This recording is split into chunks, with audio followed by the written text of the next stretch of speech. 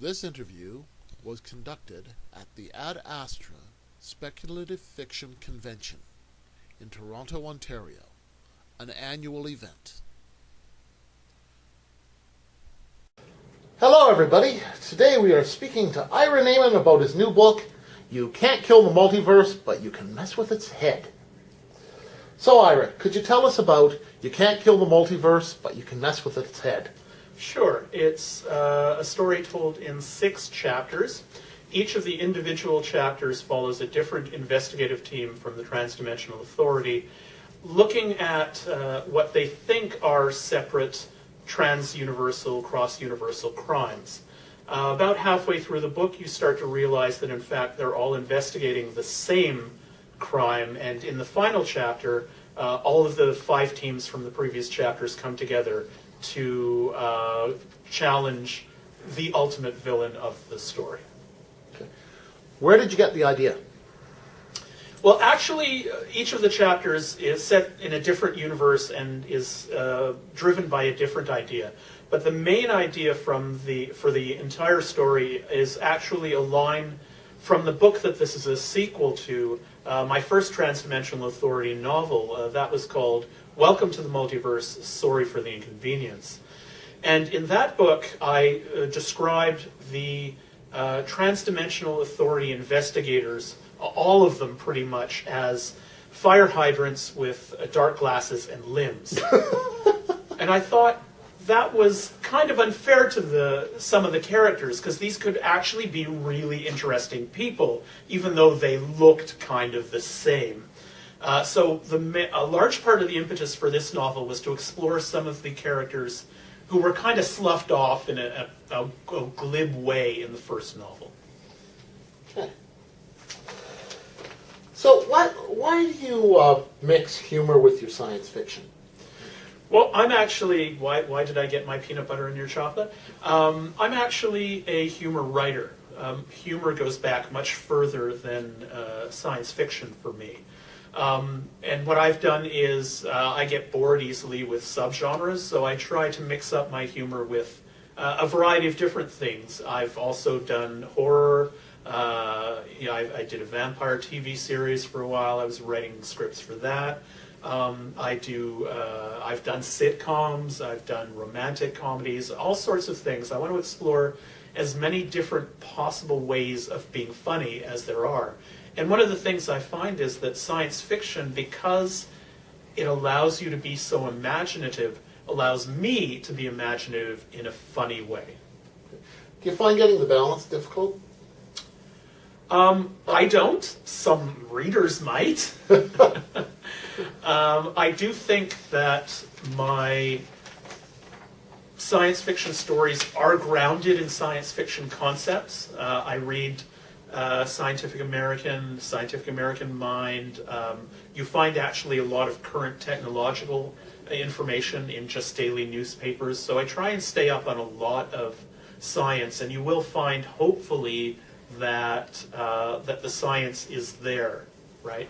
But granted, because my main project is humor, I may not get the balance right for every reader. Anyone who wants to write science fiction, listen. Replay this last bit. In it is wisdom. Well, but here's the thing, right? So what I'm using is the alternate worlds theory from quantum mechanics, right?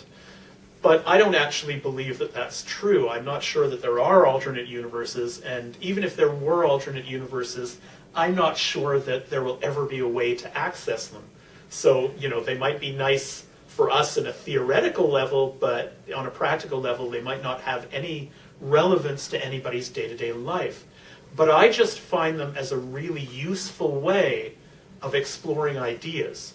Ideas about identity, ideas about the way the world could be as opposed to the way the world is. So even though it is grounded in science, and I don't believe that the science might actually work, it's still worthwhile, I find, to use it to explore. Are you planning on writing more novels? Absolutely. I have a third novel that's not a transdimensional novel that I'm not sure what to do with. I'm currently writing the third transdimensional novel, and I have ideas for others. And my publisher, Elsewhen Press, is not only very supportive of the books that I have already written, but I've spoken a lot with the publisher, Peter Buck, and he's very keen on long-term relationships with writers. So he's very keen on supporting a series of books. So yes. Okay. Where can people get You Can't Kill the Multiverse, but You Can Mess with Its Head? Amazon.com is probably the best place. You can certainly order it from the Elsewhen Press website, and I encourage people to go there and check out the other books. The only problem is they're based in England, and I've had people who have gone to the website and found out that, the shipment costs for books from Europe is just huge. So if you're in Europe, by all means, buy it through Elsewhen Press. If you're in North America, Amazon.com. What plans do you have for your work going forward? In terms of, because we've already talked about writing. So. Yeah, just general trends. Are you going to do a lot more in the multi-universe, or are you going to branch out to other things more? Well, what I'm hoping to do, and you see this already in the first two novels, is build a world around which I can tell various stories from various characters. So, for instance, in the second book, there are references. There are characters who were only, glancingly referenced in the first book. In the third book, the book I'm currently writing, I go back to the characters from the first book.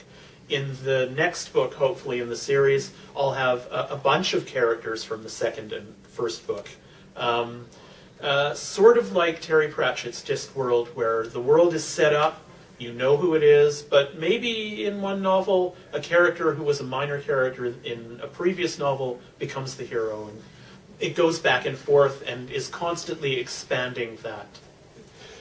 If you could have your work translated into any language, which would it be? Chinese. Chinese. 1.2 billion people, man. That's a market I want to get into. I'm with you. Pragmatism. Can you give us a website where we can learn more about your work? I would suggest Les Pageaux Fall. It's not about the Transdimensional Authority, which is a separate thing, but it's both a political satire website and also has absurdist relationship cartoons. So it's a good sense of what I do as a humorist. Okay. Sure. My website is Les Pageaux Fall. It's spelled LESPAGESAUXFOLLES.ca. And Stephen is going to put this on the screen because I did it very fast and I don't think anybody's going to follow it. Okay, thanks, Ira. I appreciate it. Have a good one. Thank you. This interview has been brought to you by the works of Stephen B. Pearl, available through Amazon Books at www.amazon.com/author/stphenpearl. And for more information about the works of Stephen B. Pearl, please visit my website at www.stphenpearl.com.